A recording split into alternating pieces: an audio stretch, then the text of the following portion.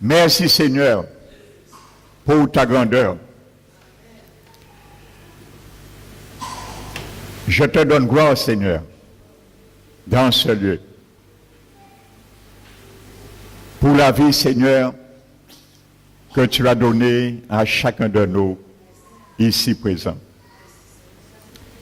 Merci Seigneur pour l'ouvrage de tes mains que nous faisons l'objet encore aujourd'hui. Car tu l'as prévu avant la fondation du monde. Et dans ce siècle présent, tu l'as accompli dans nos vies. Car nous t'avons dit oui pour cela.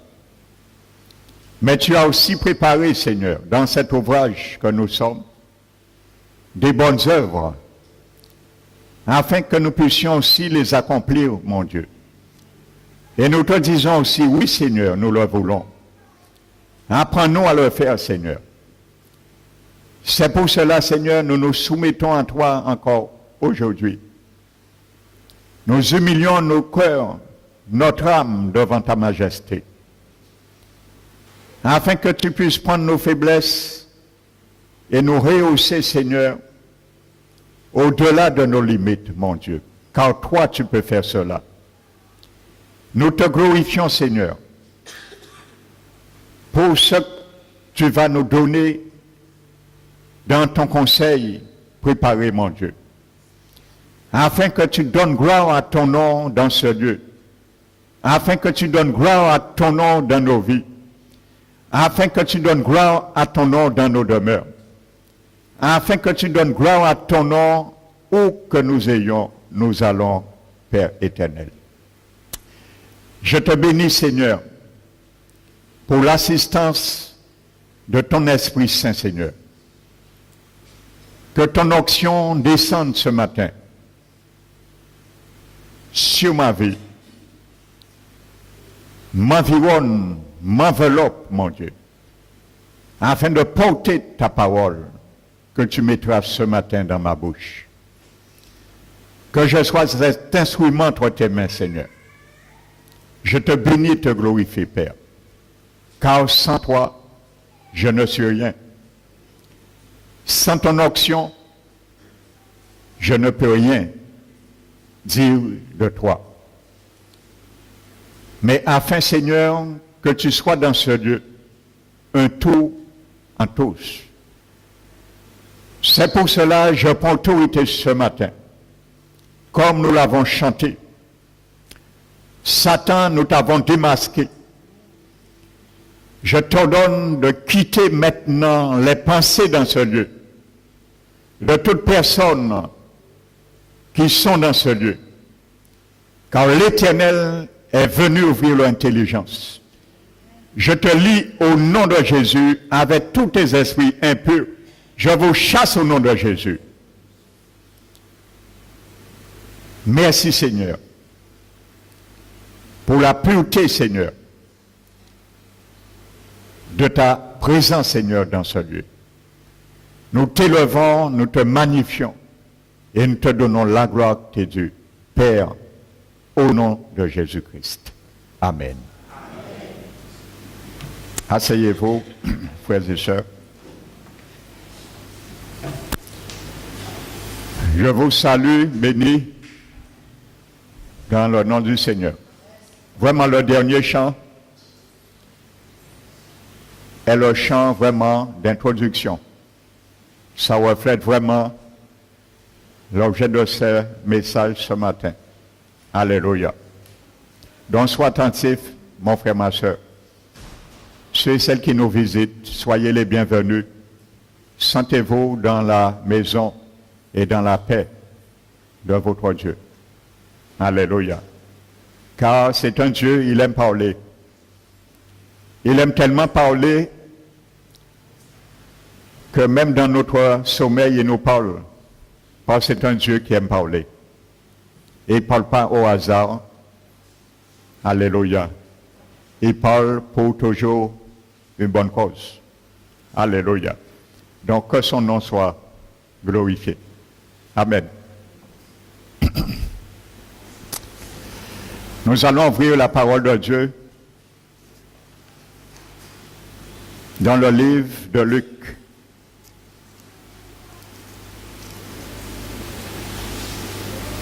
Chapitre 11.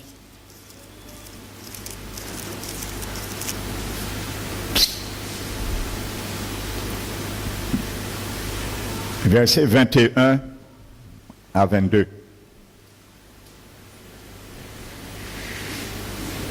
Luc chapitre 11, versets 21 à 22. Notre Seigneur Jésus nous dit,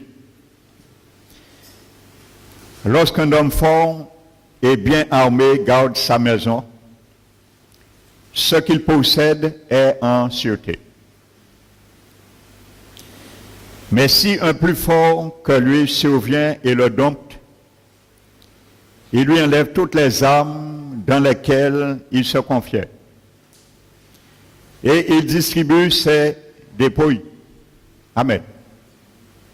Donc, il lui retire toutes les armes dont il se confiait. Alléluia.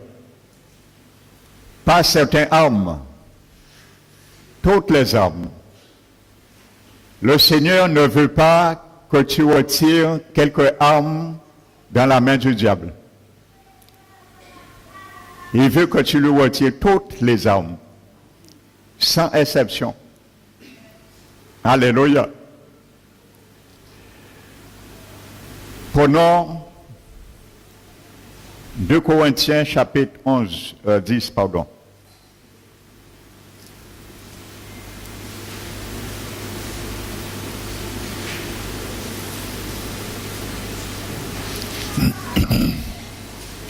Verset 4. Car les armes avec lesquelles nous combattons ne sont pas charnelles, mais elles sont puissantes par la vertu de Dieu pour renverser des forteresses. Nous renversons les raisonnements et toute hauteur qui s'élève contre la connaissance de Dieu. Et nous amenons toute pensée captive à l'obéissance de Christ. Amen.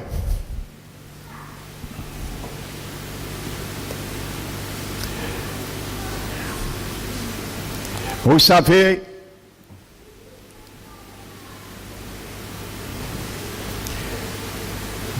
les mêmes armes que Paul nous parle dans 2 Corinthiens 10, ce sont aussi ces armes, il parle aussi en ce qui concerne notre ennemi. Tu sais, pour que nous puissions toucher, flécher notre ennemi, nous devons le démunir de son bouclier. Amen. Donc si nous laissons l'ennemi armé, nous ne pouvons pas l'atteindre. Alléluia.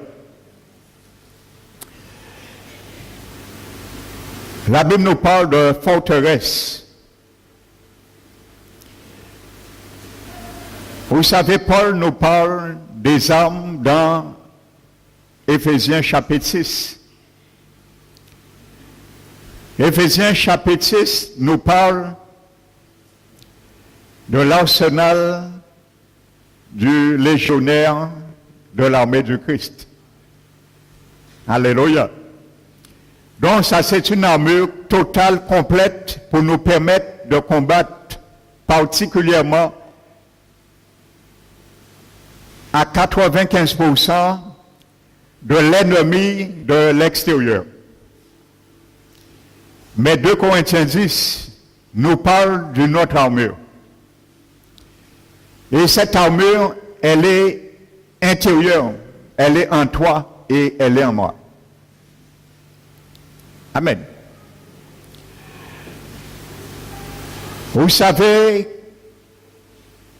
dans l'Ancien Testament, la Bible parle de forteresse.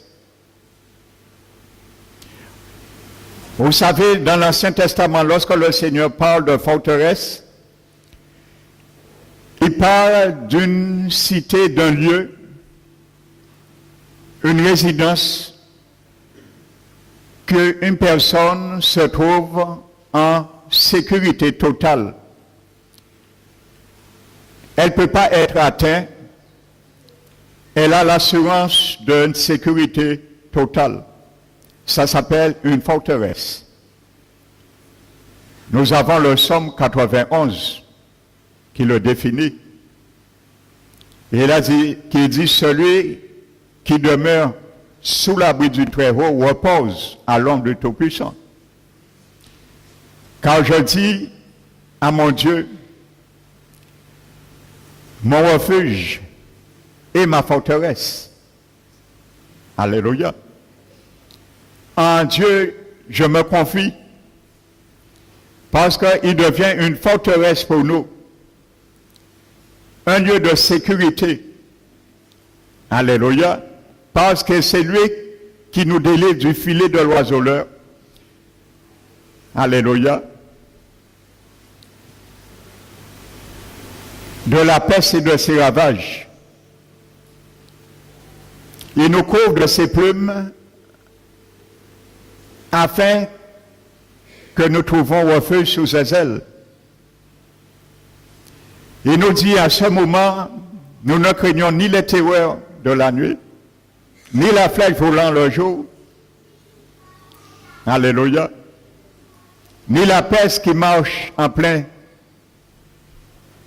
les ténèbres et la contagion qui frappe en plein midi. Et il te dit que 1000 de ces choses vont tomber à tes côtés et 10 000 à ta droite, car tu ne seras pas atteint. Parce qu'il est une forteresse.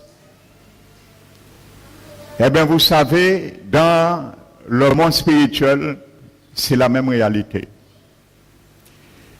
Il y a aussi des forteresses. Et 2 Corinthiens 10 nous parle de certaines forteresses qui nous met aussi en sécurité, mais hors de Dieu. Il y a 2 sortes de sécurité ce matin. Il y a la sécurité en Dieu, car nous sommes cachés en lui. Nous sommes morts en Christ et notre vie sont cachées en Jésus. Ça, c'est être dans une vraie forteresse. Alléluia. Et lorsque tu es là, le diable ne peut pas te toucher. Parce qu'avant qu'il te touche, il faut qu'il fasse une brèche sur la muraille. Jésus, c'est notre muraille. Donc, comme il ne peut pas toucher Jésus, il ne peut pas te toucher. Quand tu es vraiment caché, ta vie en Jésus-Christ. Mais il y a une deuxième forteresse. Alléluia. Qui nous met aussi en sécurité. Mais cette forteresse, lorsqu'il nous met en sécurité, il met aussi notre ennemi, le diable, en sécurité. Et de ce fait, lorsque tu essaies de le toucher, tu ne peux pas le toucher parce que vous êtes dans la même sécurité et dans la même forteresse. C'est ça le message que l'Éternel va te délivrer ce matin, mon frère, ma soeur. Alléluia. La Bible dit ici, un homme fort, bien armé, garde sa maison. Tout ce qu'il est en lui, dans sa maison, est en sécurité, sécurisé.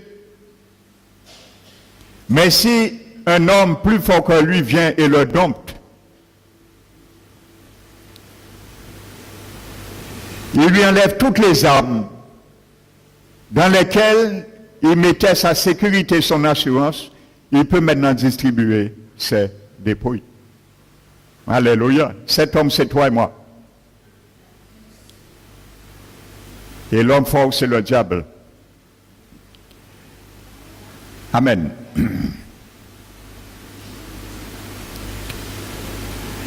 Donc, une forteresse, est un coin spirituel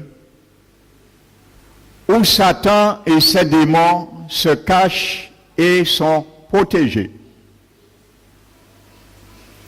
Et ce sont ces forteresses que 2 Corinthiens 10 te demande de démolir. Alléluia. Et sache dans le grec, le mot qui est traduit par renverser, nous renversons tout raisonnement et toute hauteur qui s'élève contre la connaissance de Dieu. Dans le grec, c'est démolir avec violence. Ça veut dire que tu ne dois pas jouer avec ces forteresses. Littéralement, 2 Corinthiens 10 te dit, nous démolissons avec violence tout raisonnement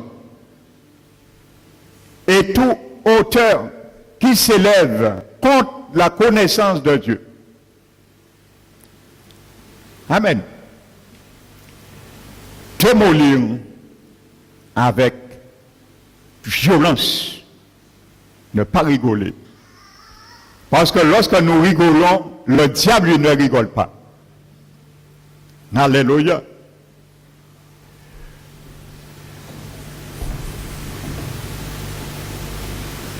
Donc, une forteresse est un coin spirituel où Satan, ses démons se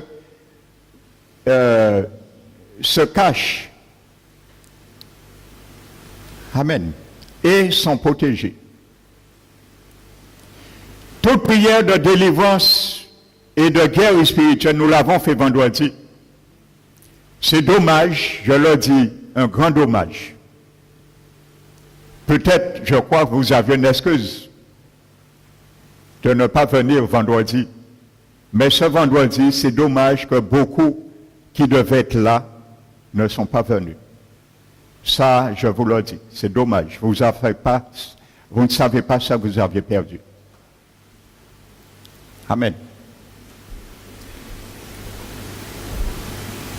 Parce qu'il y a beaucoup de forteresses qui ont été brisées au nom du Seigneur Jésus. Toute prière de délivrance et de guerre spirituelle réussie doivent débuter par l'enlèvement de la défense de votre ennemi. Amen. Il faut enlever ce qui le protège pour avoir la victoire, le toucher. Il est dommage de beaucoup de gens qui sont impliqués dans le combat spirituel défendent leurs ennemis. Alléluia. Et tu vas voir combien de fois nous défendons le diable. Ça va te surprendre, mais tu le verras, c'est biblique. Combien de fois nous protégeons le diable. Au lieu de l'attaquer, nous le protégeons parfois, frères et sœurs. Alors lui, il rigole, il frotte les mains lorsque nous venons l'attaquer. Parce que nous le protégeons. Comment tu peux attaquer un ennemi que toi-même protèges? Alléluia. Je vois des yeux qui sont verts. C'est bien ce que j'ai dit, je vais te le montrer. Alléluia. Que nous chrétiens, nous protégeons le diable bien souvent. Alléluia. Nous le mettons à l'aise dans des forteresses. Alléluia. Et nous le réchauffons bien, bien en sécurité. Et c'est pour cela que nous ne pouvons pas dépouiller ses biens. Parce que nous le laissons porter et garder l'armure qui le protège et qui garde ses biens dans sa maison. Alléluia. Pour que nos flèches de prière pénètrent la poitrine de l'ennemi, son armée doit être enlevée. Si tu envoies des flèches sur la poitrine d'un ennemi, il faut que son armure soit ôtée. Les flèches vont ricocher. Les flèches vont se briser. Ainsi de suite. Il faut retirer l'armure qui le protège, frères et sœurs. C'est pourquoi beaucoup d'entre nous cite la Bible contre nos ennemis, mais réalise que les Écritures n'ont absolument aucun effet sur lui. Je vous disais l'autre jour, je crois 2 vendredis, il y a une différence entre la parole logos et la parole rhéma. Alléluia. Lire la parole n'a pas grande valeur pour nous. Mais le mettre en action, ça, c'est ce que Dieu attend. Dieu n'a pas mis la Bible pour le lire. Dieu a mis la Bible pour faire ce que la Bible nous demande de faire. Si tu lis la Bible pour ne pas appliquer ce que demande la Bible de faire, ce n'est pas la peine de la lire. Alléluia. Et ça, c'est une forteresse qui nous sécurise, qui sécurise beaucoup de personnes. Amen. Je reviendrai tout à l'heure dessus. Parce que c'est bien ce que Paul dit dans 2 Corinthiens chapitre 10.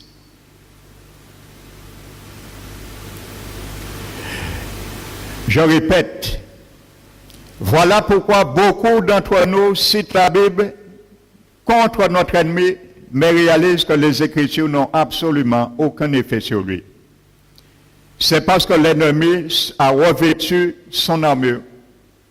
C'est parce qu'il y a encore une forteresse là où l'ennemi se cache.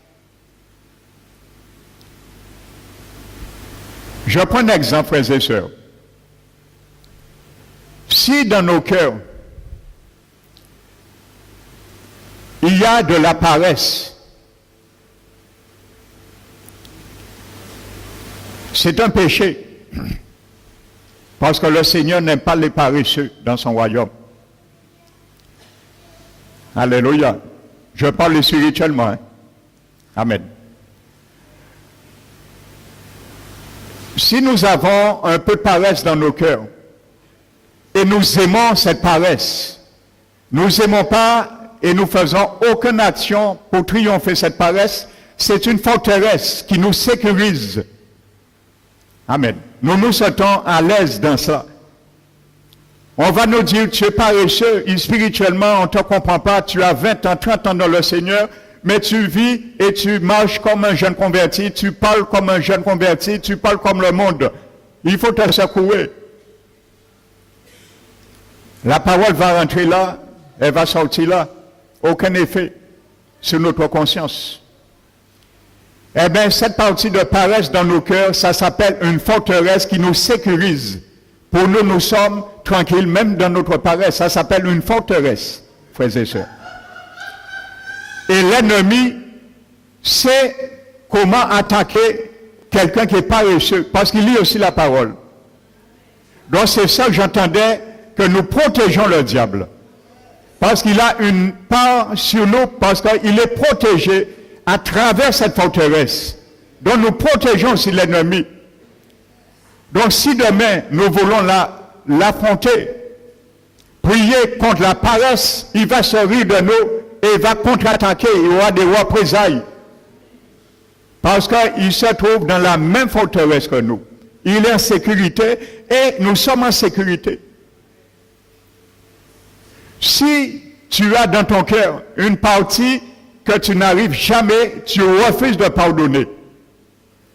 Le Seigneur t'a déjà maintes fois reprise, parlé d'une manière ou d'une autre. Tu restes insensible à sa parole. Tu tiens des raisonnements, ainsi de suite.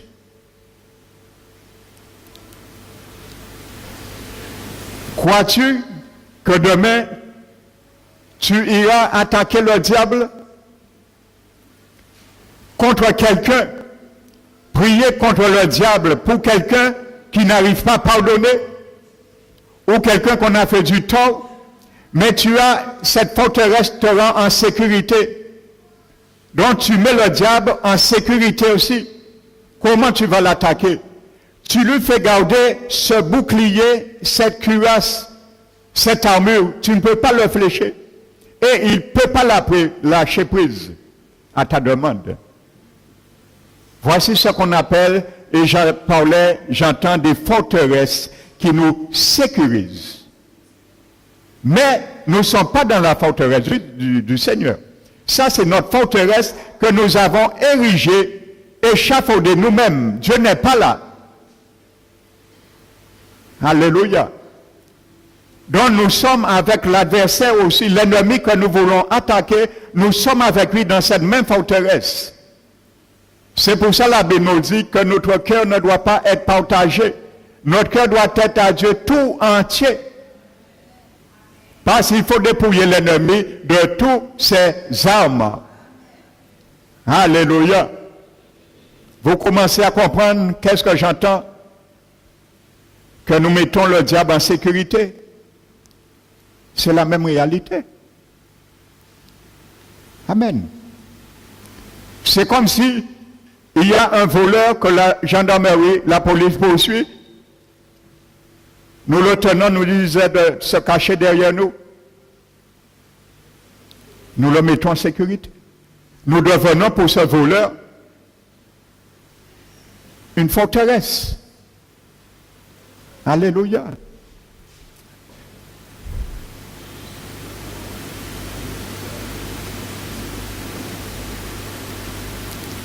Et notre vie continuera à être insupportable. La victoire totale demeurera un rêve pour nous, à moins que nous détections cette forteresse et ne la battions.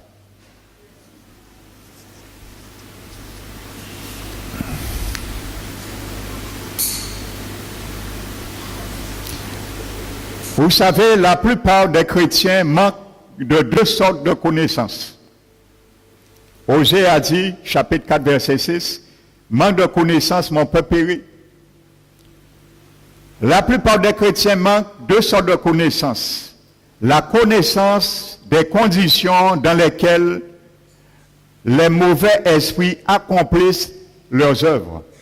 Ça, c'est un manque de connaissance de beaucoup de chrétiens et de pasteurs aussi, évangéliques.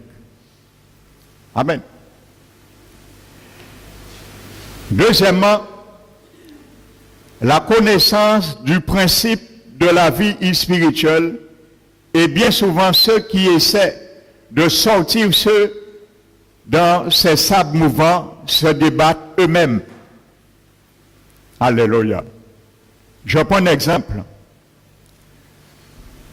Comme je le dis, il y a beaucoup d'enseignements qu'on dit aux chrétiens que viens au Seigneur, sous tout nouveau, tu donnes ta vie au Seigneur, tu te baptises d'eau, et maintenant, tout ce que tu as fait, tout ce que tu ressens, disparaîtront.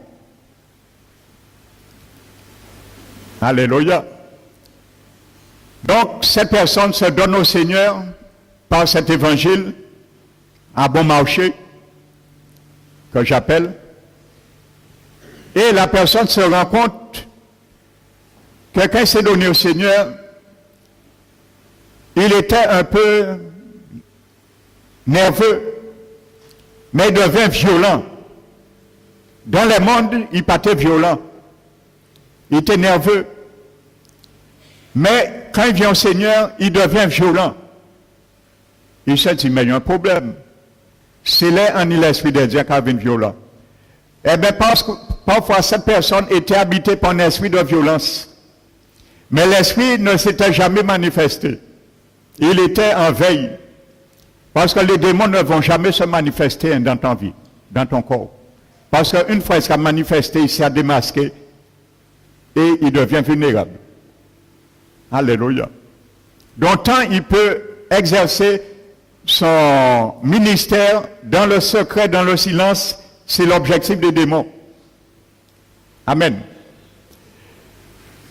Donc, ce pasteur qui avait donné faux espoir à ce chrétien vient le voir et lui dit, oui, pasteur, je ne comprends pas.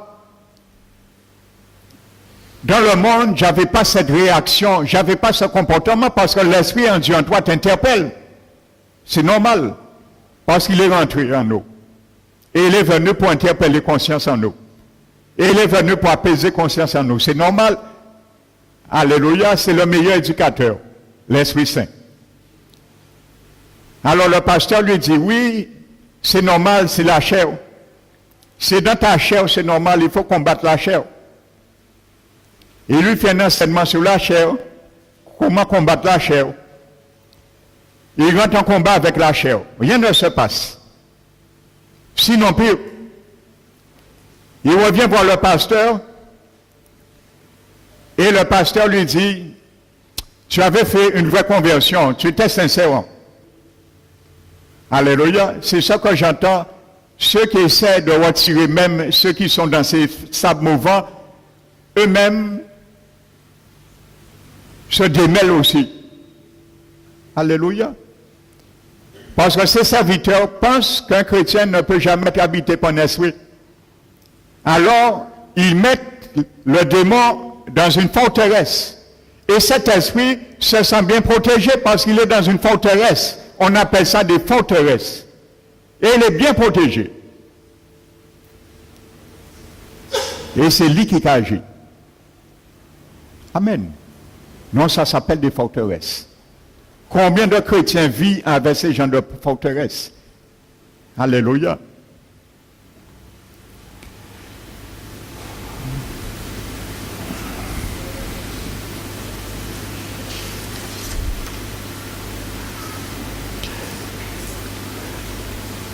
Donc maintenant,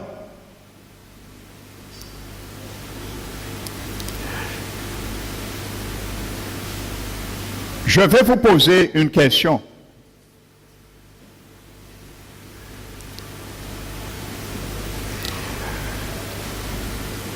Où peut-on exactement trouver le diable?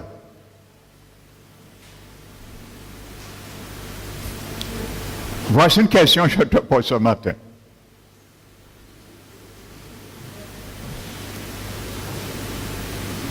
Où peut-on trouver le diable? Beaucoup disent, je n'ai jamais vu le diable. Tu peux le trouver facilement dans les ténèbres. Où qu'il y a les ténèbres, c'est là le diable. Donc tu peux le trouver là. Il aime les ténèbres, c'est là qu'il demeure. Il n'est jamais dans la lumière. Alléluia. Et c'est pour cela, si tu ne marches pas, tu t'habitues pas à marcher dans la lumière, tu risques de te trouver dans les ténèbres et tu risques de mettre l'adversaire aussi en sécurité. Alléluia. Parce que les ténèbres ne peuvent pas attaquer les ténèbres. La Bible est claire dessus. Amen. Vous savez, depuis la création, la Bible nous dit, dans le premier chapitre de Genèse, au commencement, Dieu créa les cieux et la terre. Amen. La Bible nous dit que la terre était informe et vide. Je vous précise que dans l'original hébraïque, que la Bible ne dit pas que la terre devient informe et vide, était, mais devint. Ça veut dire, avant ce chaos, la terre était correcte.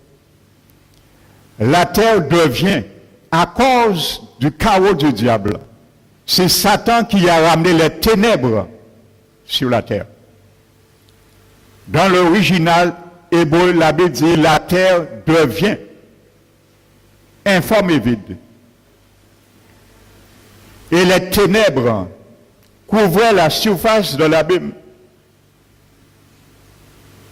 L'Esprit de Dieu se mouvait sur les eaux. Et Dieu dit que la lumière soit.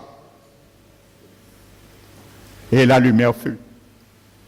Est-ce que Dieu a éradiqué les ténèbres que le diable a mis? Non. Il a laissé les ténèbres. Il n'a pas éradiqué. Dieu conserve tout. Le jour du jugement du diable, c'est qui est le plus gros dossier. Parce que bon Dieu a loué plus tant qu'il tout pour l'humanité. Satan a 7000 ans pour démontrer qu'ils sont mentés. Ils sont volés. et ils sont meurtriers. Bon Dieu, 7 millénaires pour prouver ça le jour de son jugement. Bon Dieu qui décrit tout ça, il mené, que bon Dieu pas mené, par rapport à révolte et sa révolte. Le Seigneur n'a pas éradiqué les ténèbres. Il a laissé. Mais qu'est-ce qu'il a fait? Il a vu la lumière et les ténèbres va être sombres. Dieu n'est pas dans la sombreté. Dieu a vu la lumière et les ténèbres qui fait en gris. Dieu dit, il ne veut pas mettre y dans gris.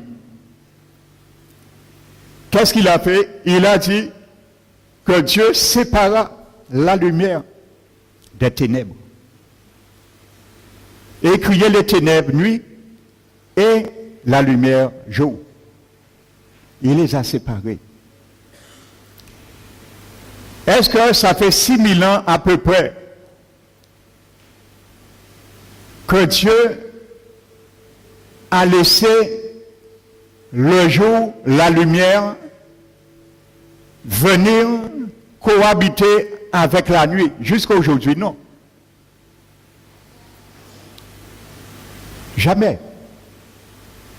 Dieu n'a pas éradiqué les ténèbres et il a établi une loi.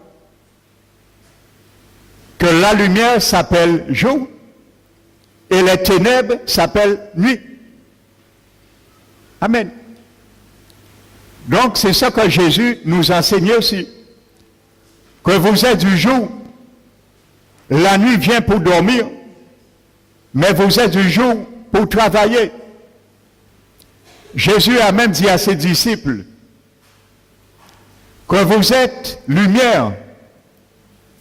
Mais si votre lumière devient ténèbres, combien sera grand les ténèbres en vous? Donc Dieu ne va pas éradiquer non plus, et il n'a pas éradiqué les ténèbres non plus dans nos vies lorsqu'il nous sauve. Parce que c'est les ténèbres, la lumière en toi, qui va permettre de faire une séparation. Afin de briller, parce que s'il n'y a pas la noire, s'il n'y a pas de nuit, s'il n'y a pas de ténèbres, la lumière ne sert absolument à rien. Pour briller, une lumière, une lampe brille lorsqu'il y a les ténèbres. S'il n'y a pas la nuit, ça ne sert à rien. On ne voit pas et on ne comprendra pas l'effet, l'utilité de la lampe. C'est lorsqu'il y a la nuit, il y a les ténèbres, on voit l'usage, l'utilité et l'objectif d'une lampe, la lumière. Parce qu'il fait reculer les ténèbres. Mais les ténèbres n'est pas éradiquées. Les ténèbres sont là, mais ils couvrent les ténèbres. Amen. Donc voici ce que Dieu, donc chaque fois que nous allons vivre avec caché, nous cacher derrière certains péchés, la Bible nous dit que nous vivons dans les ténèbres. Et nous marchons dans les ténèbres. Donc si nous marchons dans les ténèbres, Satan, lui, c'est dans les ténèbres. Il vit comment nous pouvons l'attaquer. Non. La Bible nous dit clairement dans Éphésiens chapitre 5, verset 8 à 13. Notez. Vous étiez ténèbres. Il parle à moi. Il parle à toi. Vous étiez ténèbres. Mais maintenant, vous êtes lumière.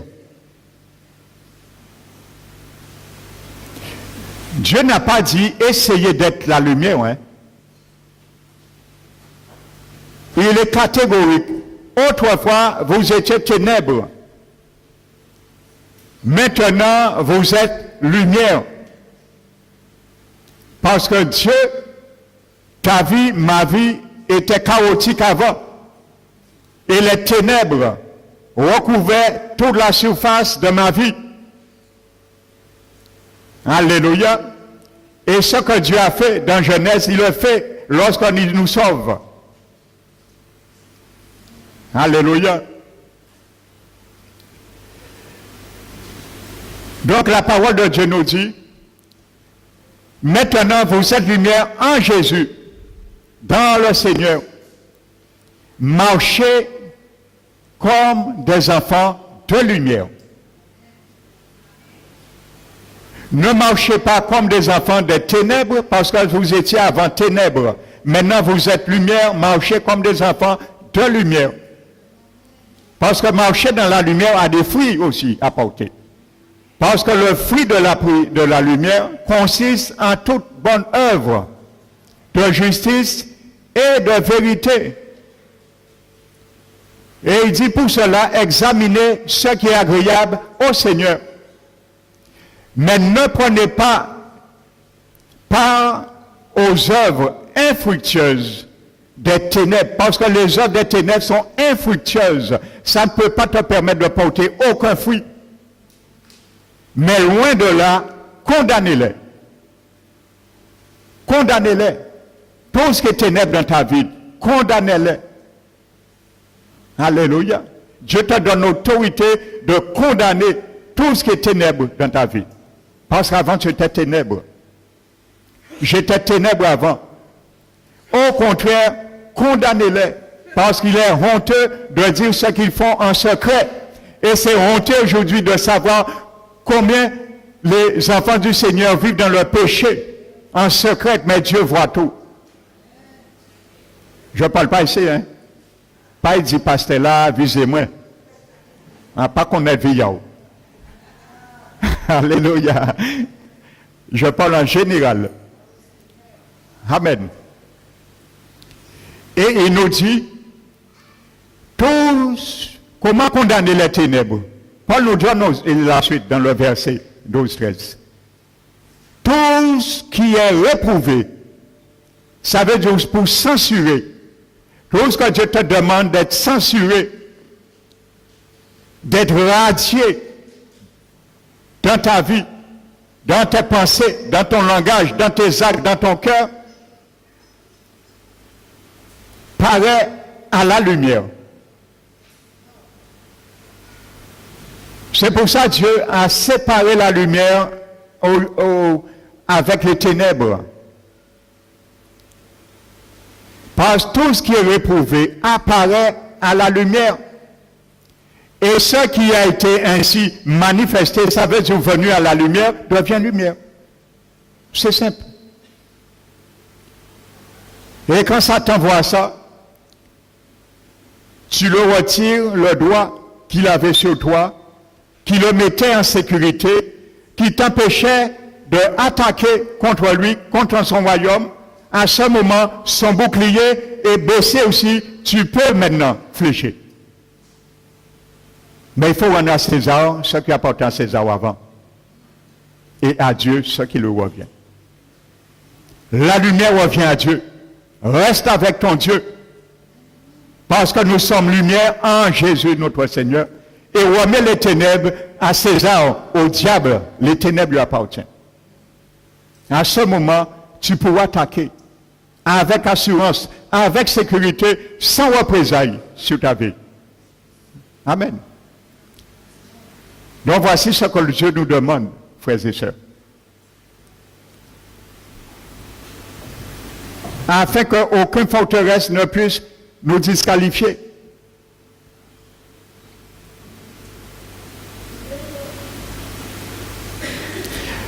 Donc c'est simple, dans les ténèbres, là où il y a ténèbres spirituelles, réside le diable.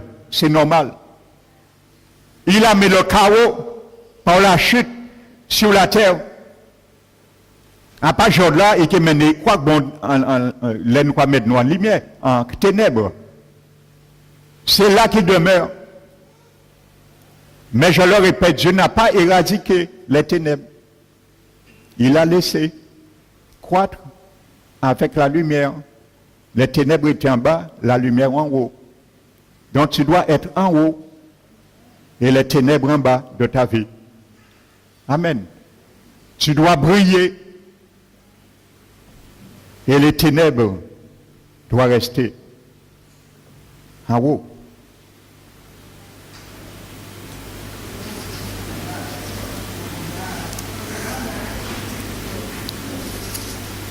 Maintenant, je viens, frères et sœurs, sur 2 Corinthiens 10. Revenons à 2 Corinthiens 10. Parce que la Bible nous dit que si nous devons dépouiller les biens de l'homme fort, il faut retirer les armes qui le rendent sécurité. Amen. Et nous allons voir ce qui rend le diable bien souvent sécurité, ce sont des forteresses. Parce que lui, il reste dans les forteresses. Hein? Amen.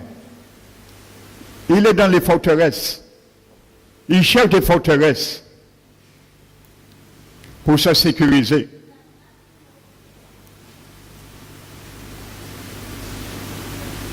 Donc, le mot forteresse, dans 2 Corinthiens 10, signifie littéralement un endroit à partir duquel il est possible de tenir quelque chose fermement. Que ça soit intérieur ou à distance. C'est un lieu, un endroit à partir duquel il est possible de tenir quelqu'un ou quelque chose sous sa main. Que ce soit à l'intérieur ou à l'extérieur.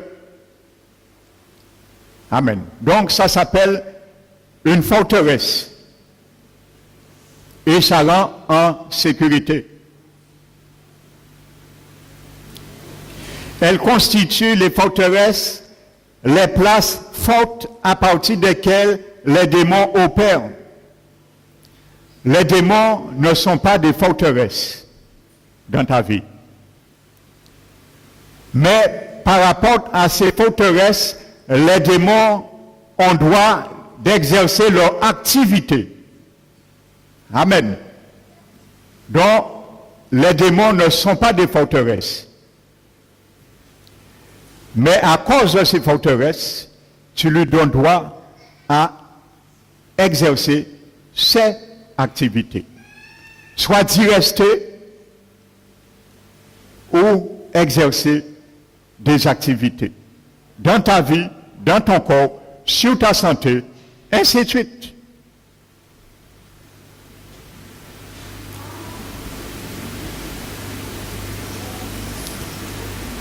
Maintenant, Paul énumère 3 types.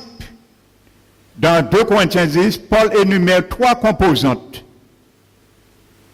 de ces forteresses ou des prisons. Ce sont aussi des prisons. 3 composantes. Et c'est ça que je vais voir avec toi ce matin. Parce que Paul nous demande à les démolir. Donc ce matin, mon frère, ma soeur, je dois savoir, tu dois savoir qu'est-ce que Paul me demande de démolir. Et en plus, c'est de violence. 2 Corinthiens 10. Je reviens tout à l'heure dessus. Donc, nous allons voir qu'est-ce que Paul nous demande de démolir. Les 3 composantes de ces forteresses. Il y en a d'autres, hein, mais là, Paul nous parle 3. Alléluia.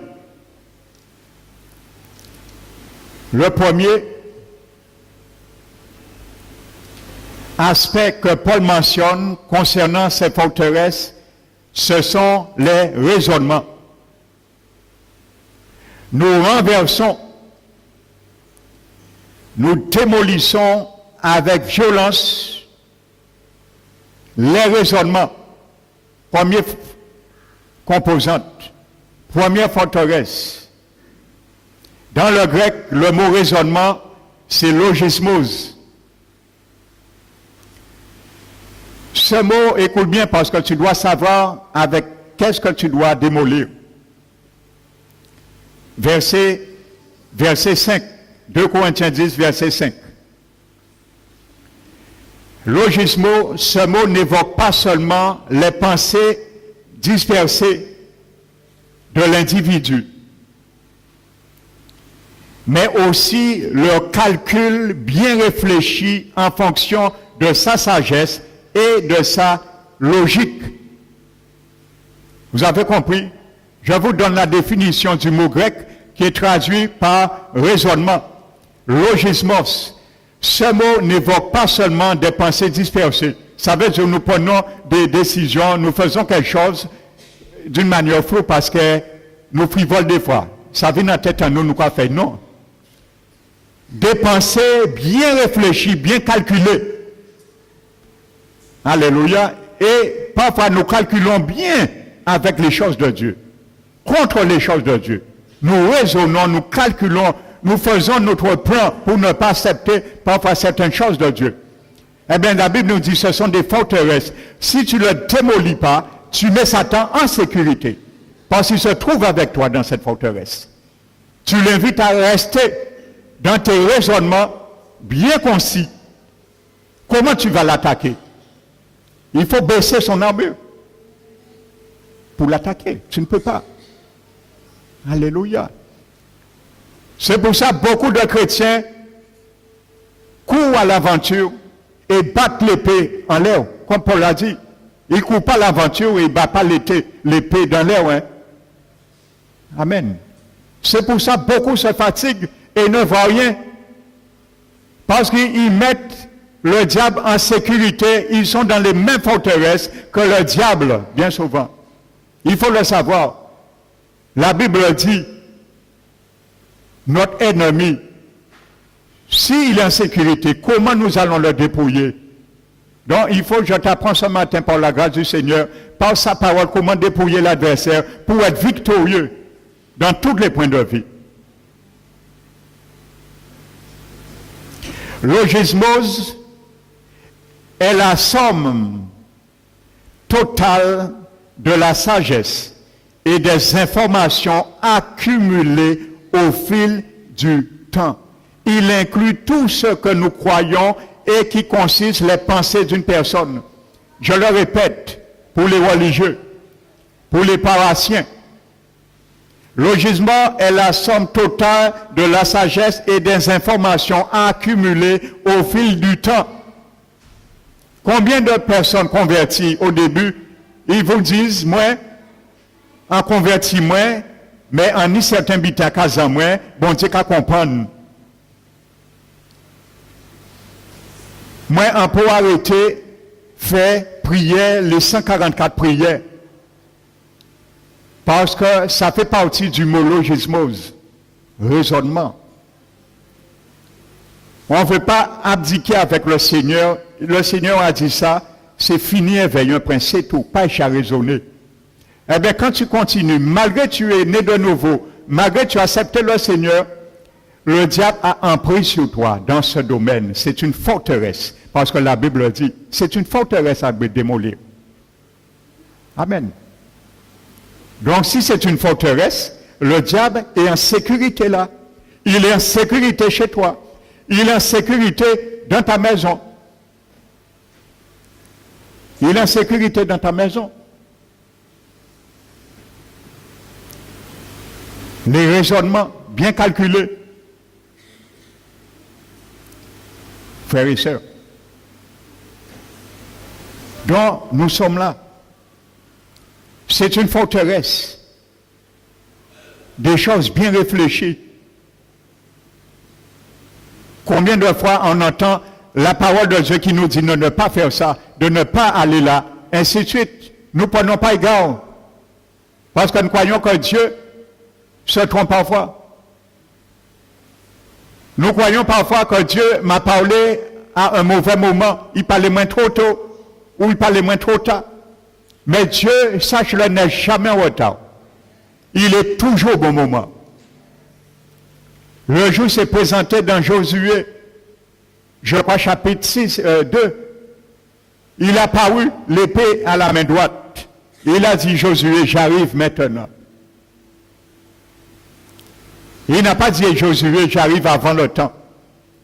Il n'a pas dit, Josué, je vais arriver après. Il a dit, j'arrive maintenant. Maintenant, j'arrive. Dans la situation que tu m'attendais, j'arrive maintenant. Quand Jésus t'a dit, j'arrive maintenant, obtempère maintenant. Quand Jésus t'a dit, j'arrive maintenant, de retirer ces choses, retirer chez toi. Ne laisse pas encore le diable Parce que c'est avec ça qu'il te fléchait. Donc si tu continues, tu ne peux pas retourner la flèche contre lui. Il y aura des représailles. Parce qu'il est en sécurité. Tu le mets en sécurité et tu veux l'atteindre. Alléluia. Sors dans cette forteresse et il sortira aussi. Mets-le dehors dans cette forteresse.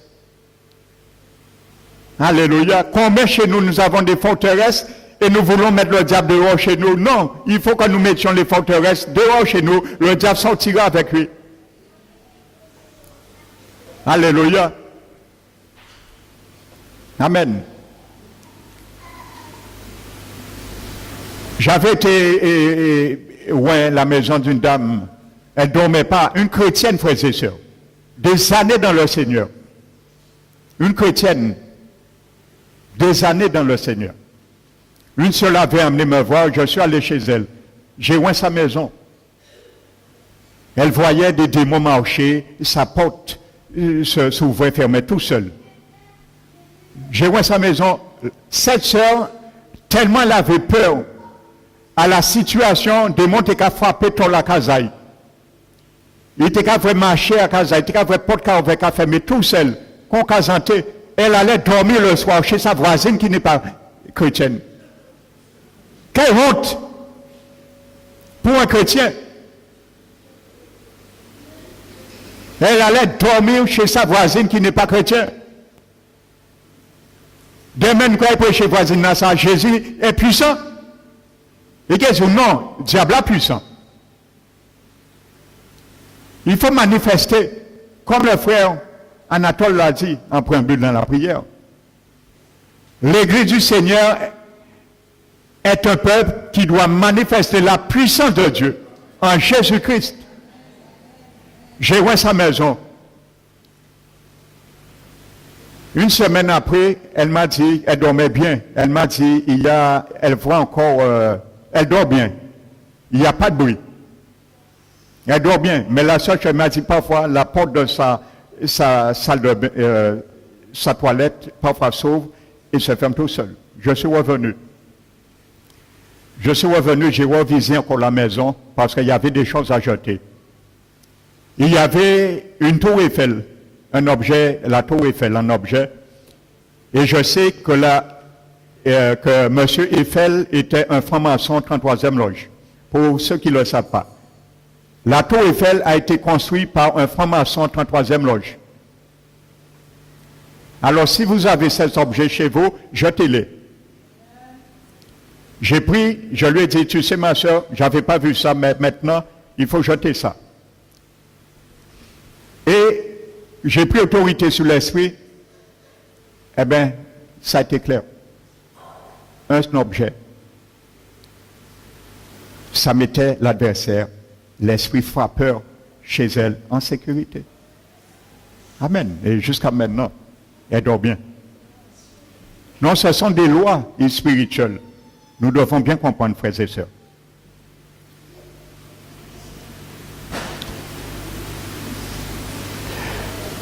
Le mot logismos inclut les philosophies ou toutes sortes de dépendances et tout ce qui conduit une personne à raisonner d'une certaine façon. Toutes sortes de dépendances. Ça peut être aussi les addictions qui peut donner aussi l'adversaire doit sur ta vie. C'est une forteresse que Dieu te demande de combattre. Je prends un exemple. Il y a beaucoup de chrétiens, par rapport aux médicaments, ils donnent l'adversaire droit sur leur vie. Ce sont des forteresses aussi. Il faut comprendre ces choses ce matin, frères et sœurs. Nous sommes dans les derniers temps. Jésus revient dans quelques années. Peut-être dans 2 ans, on ne sait pas. Il faut savoir ces choses. Amen. Pour nous préparer, pour frapper tout ce que nous devons détruire dans nos vies, ainsi de suite. Ça fait partie des forteresses aussi. Parce que Satan est bien attaché aussi parfois est impliqué dans certains médicaments, dans certains traitements qui proclament et qui dégénèrent des pathologies dans la vie de beaucoup de chrétiens. Alléluia. Et ça, j'en ai déjà traité dans la vie de beaucoup de chrétiens. Des pathologies dues au traitement des médicaments, qu'on les a rendus esclaves. Je n'ai rien contre les médecins, contre les traitements. Hein. N'allez pas dire le pasteur Emmanuel interdit de prendre médicaments. Je n'ai pas dit ça. Prenez vos médicaments, c'est votre responsabilité. Alléluia. Moi, je le dis tout le temps, avec humilité. Si je suis sur un traitement médical, c'est parce que je n'ai pas le choix. Parce que médicaments, nous ne pas d'accord. Parce que moi, je connais ça. Je ne suis pas quelqu'un qui prend des médicaments, je vous le dis. Si je suis un jour un traitement, je le ferai, c'est parce que je n'ai pas le choix. Mais vraiment pas ni choix. Alléluia. Et j'ai eu beaucoup d'occasions, de circonstances atténuantes qui m'auraient permis d'être sous tutelle des médicaments. J'ai toujours refusé. Et j'ai mis ma foi en Dieu. Alléluia. Et c'est comme ça. Je vous ai donné mon témoignage au niveau de l'insomnie. J'ai souffert près de 30 années d'insomnie. Jusqu'au jour où le Seigneur m'a délivré de cela. J'ai vu plusieurs médecins différents. On me donnait d'être sous tutelle des somnifères. Dernier moment, vrai, il m'a mon somnifère le plus fort du monde que les présidents, les chefs d'État prennent pour dormir. J'ai toujours refusé ça. J'ai toujours refusé. Parce que ça ne sert à rien, vous savez, de prendre un traitement et d'empirer votre cas. Mieux vaut rester avec ça, nous on mal, qu'un pauvre traitement, nous avons 4 mal. 4 mots. Ça vaut mieux de rester avant mal. Et ça, c'est mon raisonnement. Ça, c'est ma vision de voir les choses médicalement. Ça, je parle pour moi. N'imitez pas ma foi. Ça, je parle pour moi. Amen. Donc, ça aussi, des forteresses que l'adversaire agit. Combien de personnes qui sont malades psychiquement, on les a même condamnés à ne pas arrêter de prendre des médicaments qui détruisent leur santé parce que ça n'a rien à voir avec leur état. C'est un état spirituel. Des gens qui sont dans la tutelle des psychiatres. Ils n'ont rien. Bien souvent, ce sont des esprits. Il faut comprendre ça. Il y a beaucoup de chrétiens qui sont habités par des esprits de troubles, d'oppression, de déprime, de mort et de suicide. On a recours aux psychiatres. Les psychiatres, qu'est-ce qu'ils vont vous donner? Ils vont vous donner un traitement. Ça n'a rien à voir à traiter les démons. Les psychiatres, pas qu'on ait traitement des démons. Et ça détruit la personne parce que vous prenez un traitement qui n'a rien à voir avec ce que vous vivez. Donc ça va créer une pathologie, ça va détruire votre santé. Arrivé même s'ils ont refusé, c'est les préfets qui cavinent, elles vont décret préfectoral, obliger les autres. Ça, c'est le plan du diable. Et c'est dommage, j'ai déjà eu beaucoup d'entretiens avec des gens de chrétiens comme ça.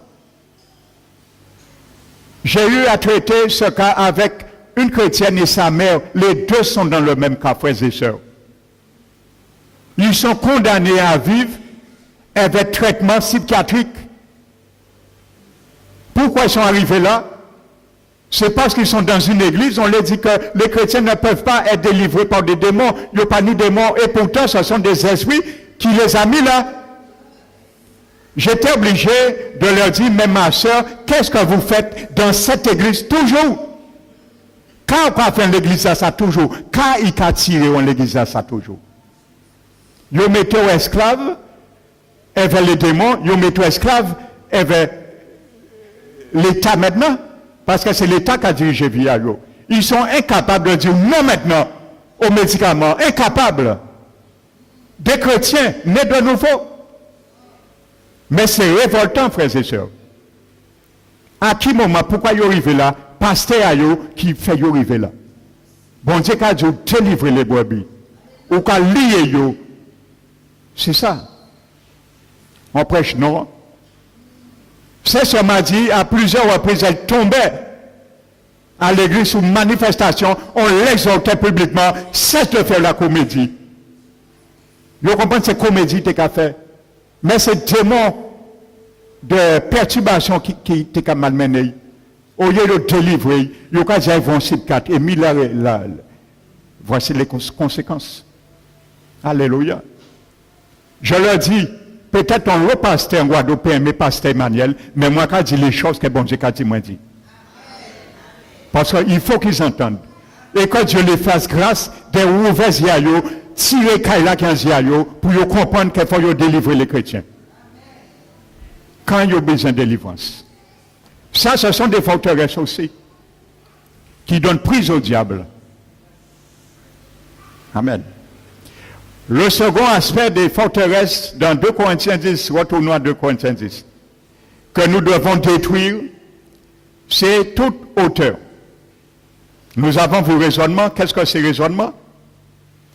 Donc maintenant tu sais qu'est-ce que tu dois détruire. Maintenant toute hauteur qui s'élève contre la connaissance de Dieu. Ce mot grec qui est traduit par hauteur, c'est upzoma. Il vient de la même racine que le mot qui décrit le nom de Dieu. Alléluia. Comme étant le très haut. Il signifie en fait tout lien ou tout objet élevé. Voici cette forteresse, je crois que le diable utilise le plus pour perdre l'humanité. Ce mot upzoma a la même racine pour parler du très haut, le Dieu très haut. Léoka institué le nouvel âge. Ainsi de suite, tu peux être un Dieu. C'est ça que ça veut dire. Toute hauteur, upzoma, qui s'élève contre la connaissance. Ça veut dire, ces raisonnements te mettent au même niveau que Dieu. Il te fait voir comme si tu es un Dieu. Tu n'as pas besoin de Dieu. Tu te révoltes. Tu n'as rien à faire et rien à voir à ce qu'on te prêche, qu'on te demande de faire. Parce que tu vois toi comme tu peux être de toi-même. Sortir dans tes situations comme toi-même. Ainsi de suite. Comme toutes les choses qu'on a appris aux gens dans la tradition. Eh bien ça, ce sont des forteresses. Comment les gens peuvent attaquer l'adversaire? Jamais. Parce que le diable est sécurisé dans ça. Il se trouve avec toi dans ça, dans la tradition. Alléluia. Les bonnes œuvres, les sacrements, ainsi de suite, l'hostie. Donc, on nous met au-dessus de Dieu. Et parfois, nous aussi, nous disons aussi d'une autre manière, nous reflétons cette image d'une autre manière. Nous pouvons voir des choses, dire oui, d'accord, la Bible dit ça, mais Dieu, j'ai déjà discuté avec des chrétiens sur des sujets.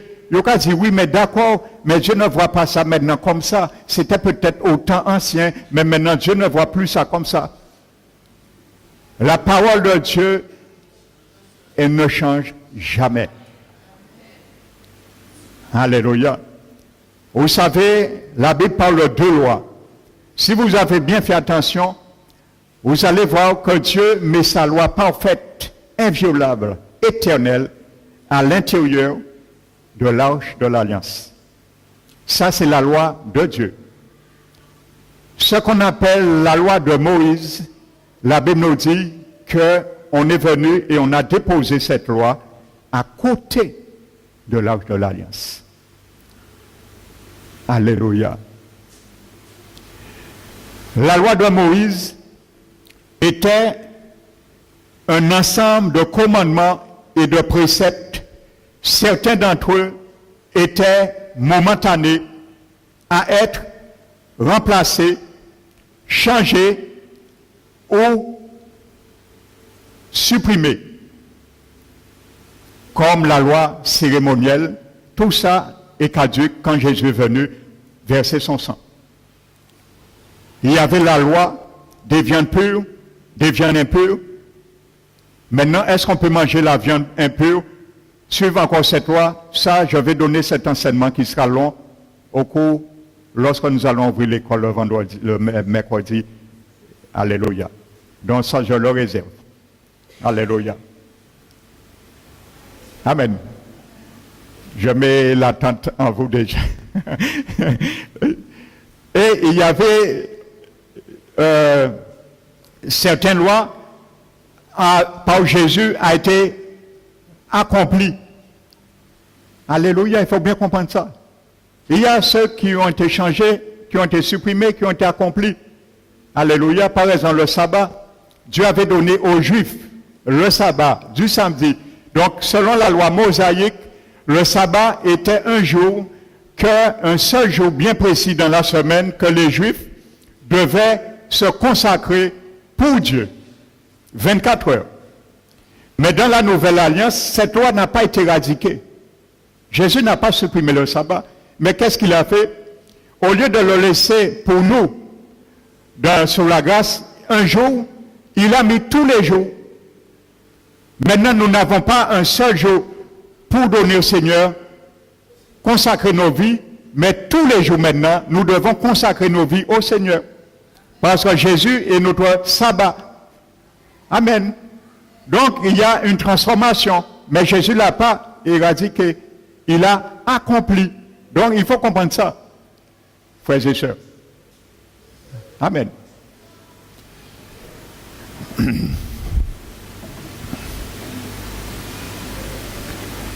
Non, c'est pour ça que je disais, il y a certains qui pointent sur ça. Oui, c'était l'ancien. Il faut bien analyser. Amen. Qu'est-ce que la loi, frères et sœurs? La différence il y a entre la loi et la grâce. Ça, c'est un long enseignement sur ça, pour bien comprendre ça. La différence il y a entre la loi et la grâce. Ça, je vais prendre le temps de porter cet enseignement avec vous à l'avenir. La différence entre la loi et la grâce. C'est compliqué, je vous le dis. C'est compliqué. Déjà pour comprendre ça. Amen. Donc il faut bien comprendre. La loi, qu'est-ce que la loi?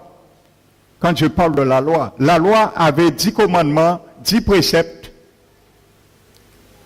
Et il y a été ajouté 603 préceptes, qui fait 613 préceptes, ce qu'on appelle la Torah ou le Tanakh, que les Juifs appellent la Torah. 613 lois. Quand la Bible parle de la loi mosaïque, il y a la loi de Dieu qui est parfaite. Alléluia. Donc, je faisais cette parenthèse pour montrer aussi, certaines personnes veulent rester dans leur situation, ils raisonnent pour essayer de voir que Dieu n'est pas assez Dieu pour changer ou amener une nouvelle orientation. Donc ce mot inclut donc tous les modes de pensée qui s'élèvent contre la connaissance de Dieu, tous les modes de pensée. Vous allez voir, je prends un exemple.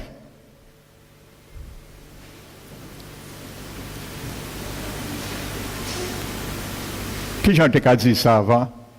À commander pouce. À commander pouce, hein, avant dit. Ça, je viendrai dessus aussi. C'est un enseignement, ça. Il faut que vous entendiez cet enseignement. Là, je le répète. Ce mot inclut tous les modes de pensée qui s'élèvent contre la connaissance de Dieu. Je prends un exemple aujourd'hui. Vous allez me dire si j'ai mal vu ou j'ai bien vu.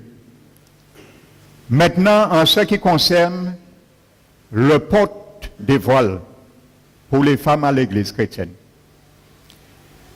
il y a certains qui sont pour, il y a certains qui sont contre.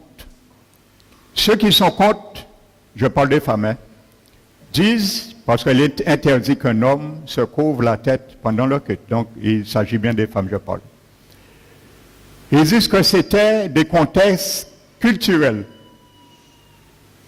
Eh bien, je vais vous démontrer bibliquement que Paul, dans 1 Corinthiens 11, ne parlait pas, ni faisait pas mention mention ni contexte culturel,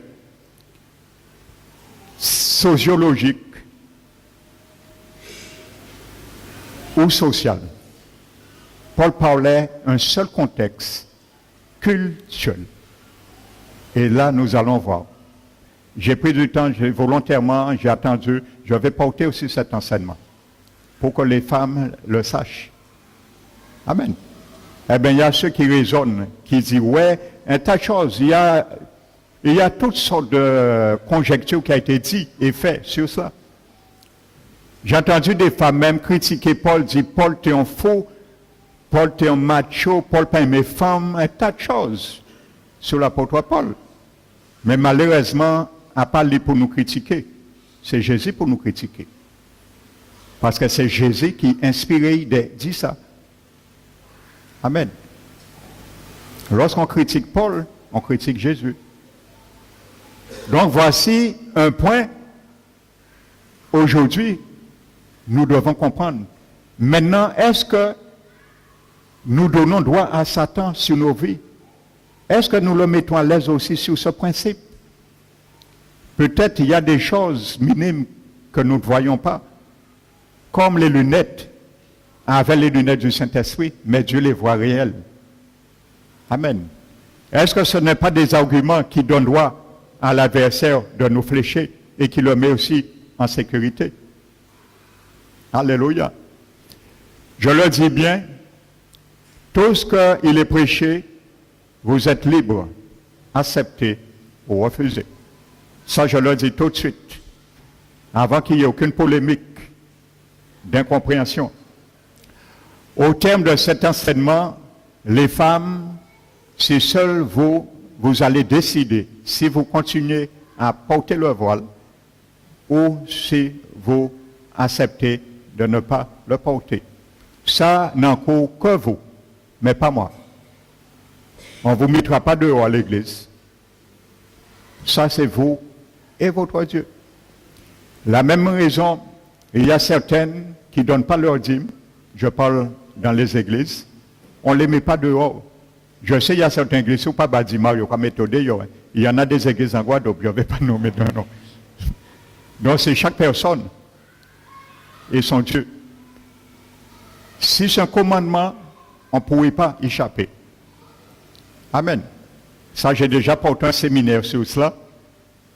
Donc, c'est la même réalité. Donc, imagine-toi que la dîme est un commandement que Dieu n'a jamais supprimé. Même dans la grâce, que certains croient que Dieu l'a supprimé, eh bien, c'est une forteresse. Et ça donne droit à Satan d'agir sur tes finances. Il faut le comprendre. Il faut comprendre ça. C'est une forteresse. Satan se fortifie dans cette forteresse. Il a droit de flécher tes finances parce que tu ne peux pas l'attaquer sur cela. Sur ce domaine, c'est une forteresse qui le sécurise. Il a droit de toucher à tes finances. Il faut comprendre ça aussi, frères et sœurs. Amen. Et quand même, peut-être le serviteur, le pasteur, ou toi-même aura beau de prier pour que tes choses changent, tes dettes soient retirées, les choses vont s'empirer. Parce que le diable a droit sur cela. Il a une mainmise légitime sur tes finances. Parce que tu violes une loi. Amen. Prenez cette exhortation avec douceur. Comme Jacques l'a dit. Alléluia.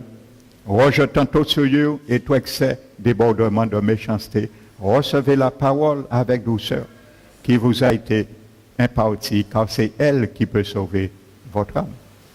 Reçois ça ce matin avec douceur. Pardonne-moi si je t'ai choqué, mais il faut que vous le sachiez, parce que je ne veux pas demain que Dieu me demande compte pour le sang de quiconque. Il faut me comprendre. Peut-être je suis mal à l'aise, mais j'étais mal à l'aise aussi avant de te le dire. Maintenant, je me sens bien. Alors, sens-toi bien aussi. Reviens vers moi pour que nous nous unions de même esprit. Et nous tous les deux, nous sentons-nous bien. Amen. D'accord? Alléluia.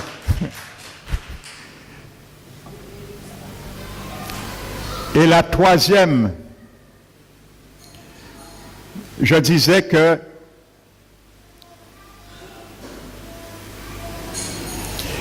ce mot inclut toutes les modes de pensée qui s'élèvent contre la connaissance de Dieu. Cela comprend le désir de diriger nos vies nous-mêmes, de décider par nous-mêmes ce qui est bien ou mal, et en fait être notre propre Dieu. Alléluia. Regardez, ça me vient à l'idée, vous savez, il y a un moment, je ne sais pas si ça existe, j'entends plus parler de cela. Vous vous rappelez les paches magiques qui avaient un soi-disant énergie pour toutes sortes de guérisons. Vous vous rappelez? J'entends plus parler de cela. Peu importe la maladie, il y avait pages pour toute qualité. Toute qualité. Il y avait des collègues de travail, ils étaient initiés de cela. Ils me parlaient tout le temps d'essayer. Moi, je leur disais, moi, il y a quelque chose en moi qui ne permettra pas que cette énergie rentre en moi. Alors, je ne m'aventure pas. J'étais bref, succinct sur ça. Parce que vous savez, il y a deux types d'énergie. Il y a deux sources d'énergie. Hein. L'énergie qui vient de Dieu et l'énergie qui vient du diable. Si l'énergie ne vient pas de Dieu, il vient du diable. Et ça, Dieu m'a permis un jour de confirmer ce que moi je croyais, que c'était vraiment des énergies qui venaient du diable. Vous savez, un jour, je vous donne un témoignage, c'est pas dit qu'on m'a dit, je l'ai vu de mes yeux. J'avais déjà mis en garde. Je crois ici, j'ai l'occasion de vous mettre en garde contre ça. Et il y a pas mal qui ont confirmé ce que je disais.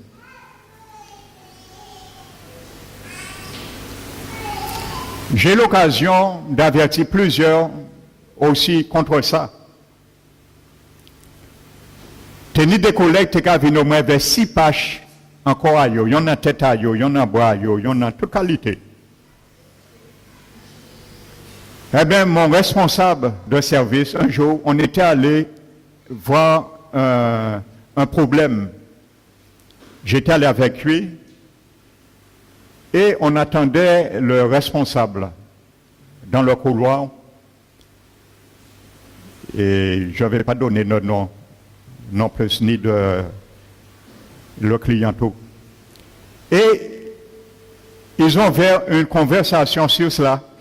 Le responsable, en tant que le client responsable, lui disait que lui, il est naturaliste et il fait tout avec des plantes, des choses comme ça. Et le collègue l'a proposé, le pache.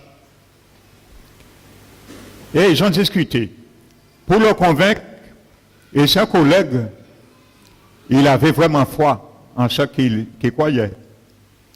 Il a dit de rentrer dans le bureau, il va lui faire une démonstration.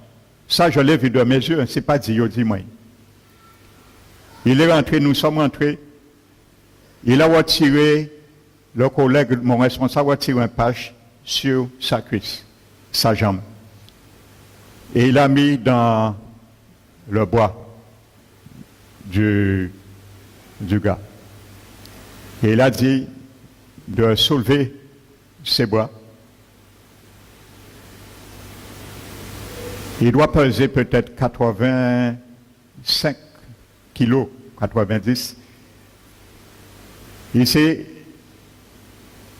pendu sur le bois du gars. Voilà, pas bougé d'un pli. Son bras est resté sans effort. Simplement, il a appliqué le patch. Et lui a dit, voix énergie là. Et c'est là que Dieu a confirmé ce démoniaque. Et vous savez, le gars était convaincu. Hein. Tout était hésitant. Si, en disant, moi, si tu es ni foi pour le Seigneur, qu'on ni foi en pâche, le gars était convaincu. Et il a dit, quel jour ils ont réunion, il viendra tel jour. Le prochain réunion, il viendra avec sa femme. Il a été convaincu. La démonstration. L'énergie. Quelle énergie? Adon Pache. Et il y avait une femme qui était assez forte dans le bureau. Mais selon ce que j'ai vu, j'ai ressenti que c'était une chrétienne. Et le collègue lui a proposé aussi. Elle est restée abasourdie, stupéfaite, ses yeux sont ouverts comme ça, quand il a vu ça. Le gars s'est pendu, il a perdu pied, hein. Le bras du gars est resté, sans effort.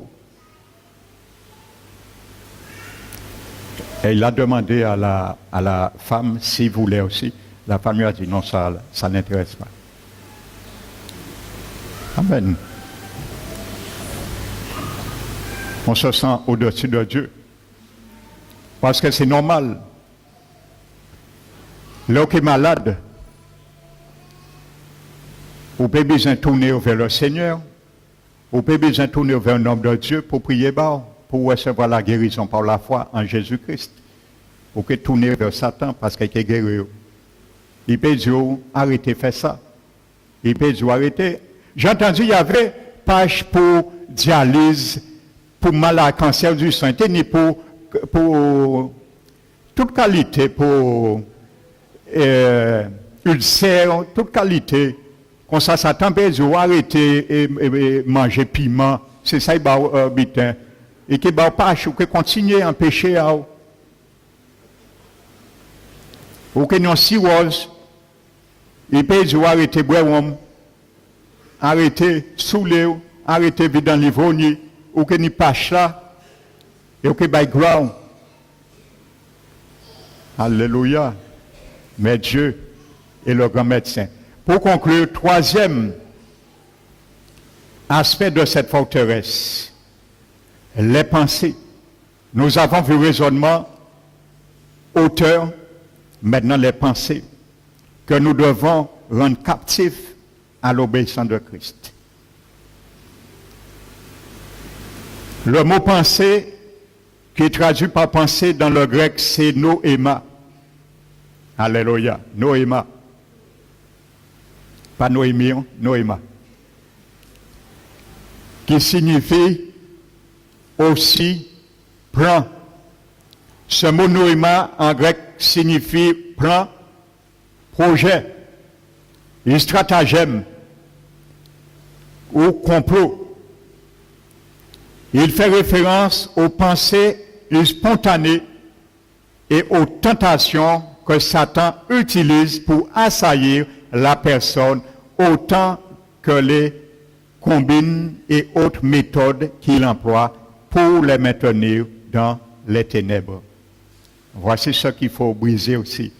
Penser, les rendre captifs à l'obéissance de Christ. Les pensées spontanées et aux tentations que Satan utilise pour assaillir la personne. Amen. Des pensées spontanées. Et beaucoup de chrétiens aujourd'hui se font avoir comme ça. On leur dit, pour dans quelle église tu es? Oui, on est à telle église. Est-ce que tous les jours de culte, les gens tombent? Les gens vomissent? Non, on ne voit pas ça tellement. Viens, je vais t'emmener à un endroit. Tu vas voir l'onction. Qu'est-ce que c'est l'onction? Tu vas voir qu'est-ce que la puissance. Mais à la différence, Satan ne va pas te dire la forme de l'onction qu'on t'envoie connaître. Et peut-être même te souiller avec.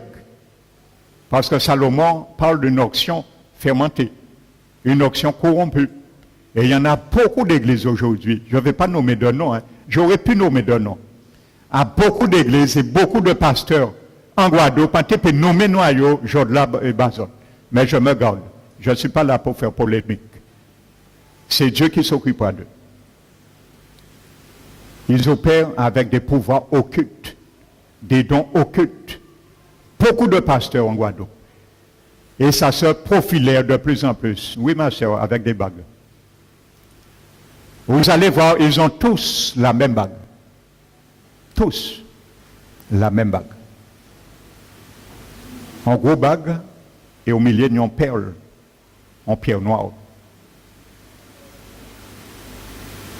Ces bagues, c'est avec ça qu'ils travaillent, avec des pouvoirs occultes.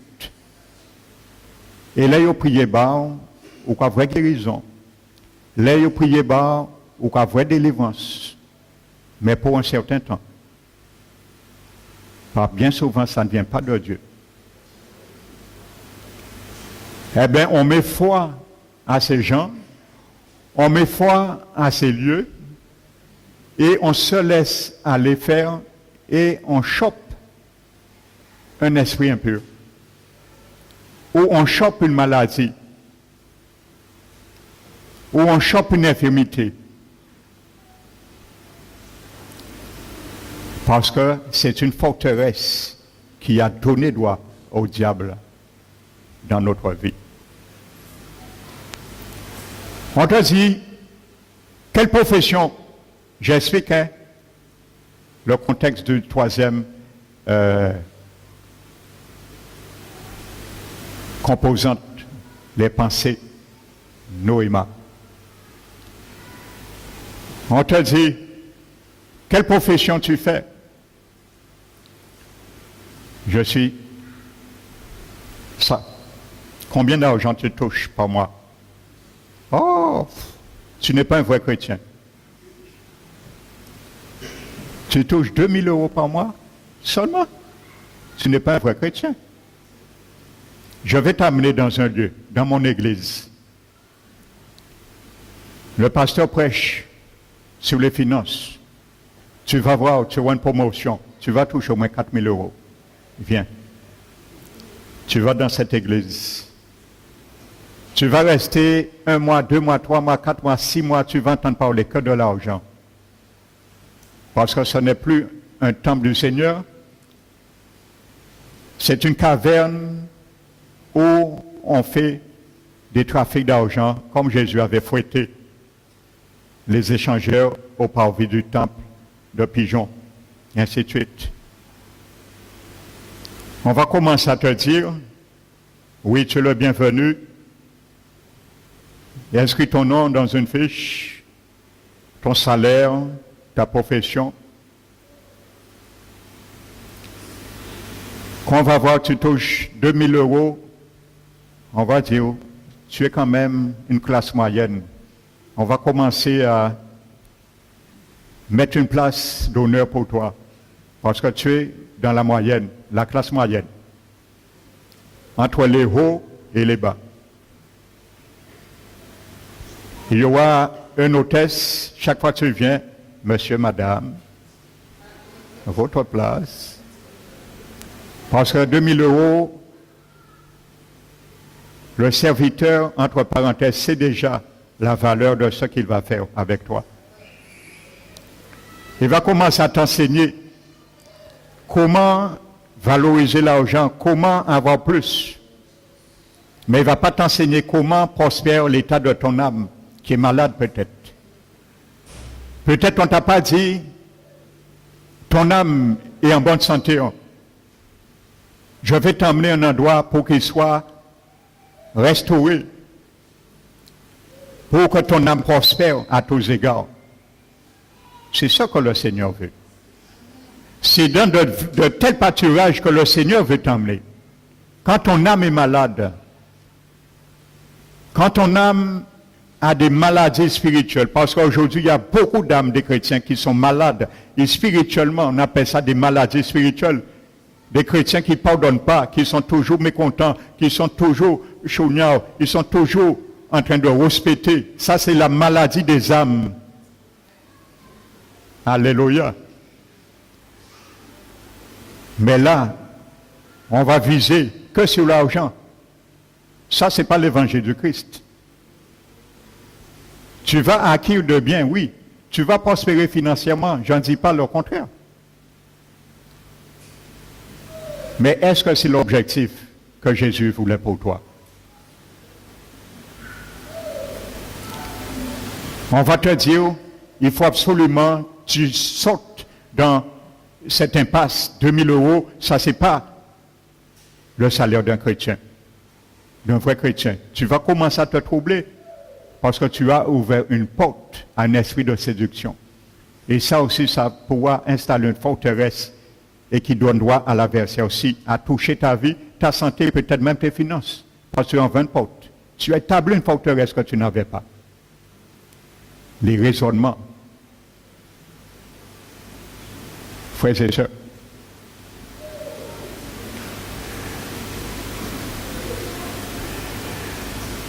Donc, tu commenceras, l'esprit maintenant qui va commencer à agir sur toi parce que tu lui as donné droit avec de telles pensées, il va commencer à agir sur tes pensées parce que la porte a été ouverte et la forteresse a été établie par tes pensées. Donc, il va agir par ta pensée, c'est là que tu lui as donné droit. Et c'est là l'adversaire va vivre avec toi dans la sécurité que toi et lui se trouvent dans la même forteresse que tu as établie dans ton âme et ton cœur. Cette place, il aura place dans cette forteresse.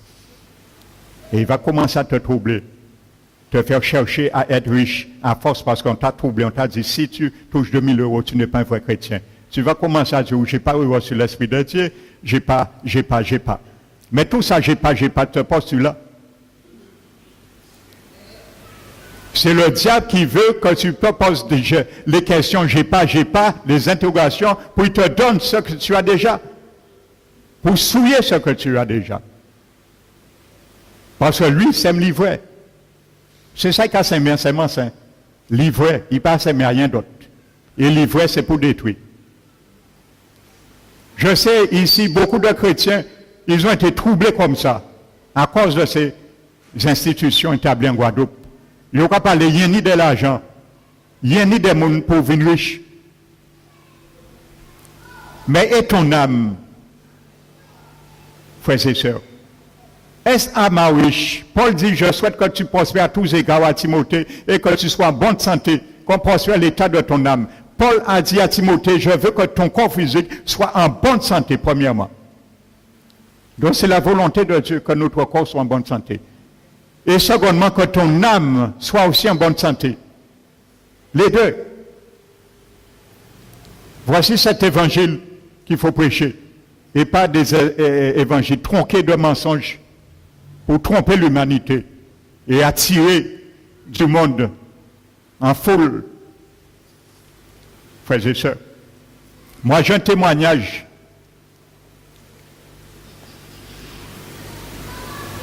de Jésus. Je vais conclure. Bon, il y a tellement de choses à dire sur les forteresses, des définitions même, qui met le diable en sécurité et qui nous empêchent de faire tomber son armure. Moi, j'ai un témoignage de Jésus qu'il a donné un serviteur et il a dit de dire à tous les pasteurs, les anciens, les diacres, de toutes les églises, un avertissement. Il a dit à ce pasteur que dans toutes les églises, que tu entends que les pasteurs prêchent l'évangile de la prospérité financière, moi, Jésus, je ne suis pas dans ces églises. Même s'il y a des miracles, je ne suis pas dans ces églises. Et dis-leur, avertis-les que les chrétiens qui reçoivent et qui sont dans ces églises, ils reçoivent cet évangile, lorsque je viendrai, ils ne vont ni décoller et ni les pasteurs qui enseignent cet évangile. Parce que moi, je n'ai jamais dit de prêcher l'évangile de la prospérité financière. Mon évangile, j'ai demandé aux pasteurs, à mes serviteurs de prêcher à mes brebis, c'est la prospérité de leur âme. Voici la réponse de Jésus. Amen. Alors je vous mets en garde que ce n'est pas tout ce qui brille de l'or, ni plaqué or. Analysez si vraiment faut et regardez si c'est l'or pur, ici c'est plaqué or. Frotte l'évangile que tu reçois. Regarde si c'est de l'or pur qui vient de Dieu. Ou si c'est un évangile tronqué de mensonges ou un évangile à bon marché pour perdre ton âme. Que le nom du Seigneur soit glorifié. Amen.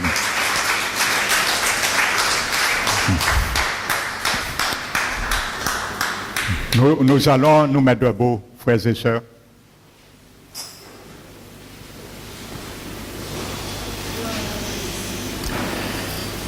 Nous allons fermer les yeux.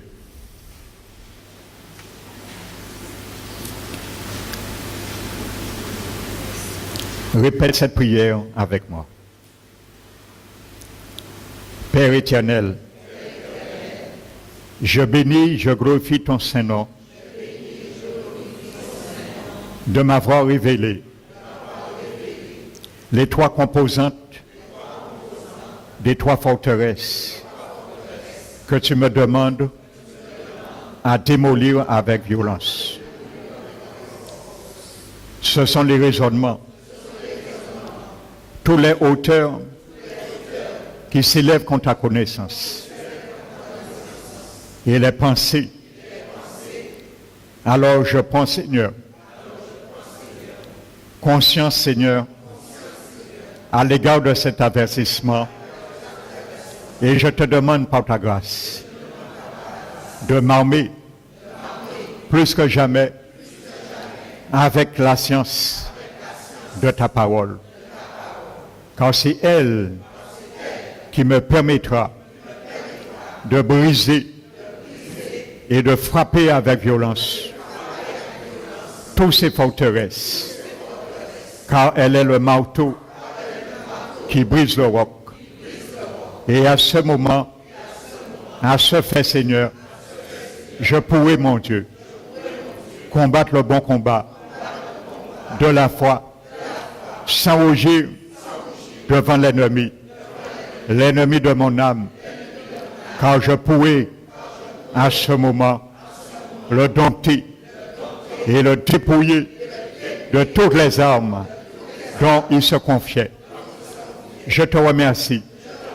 Donne-moi cette joie de vivre, Seigneur, dans ta volonté et de marcher étroitement, pas à pas, de même pas, avec ta parole et main dans la main, avec tes mains, Seigneur. C'est au nom de Jésus-Christ, je te remercie. Amen. Nous allons maintenant...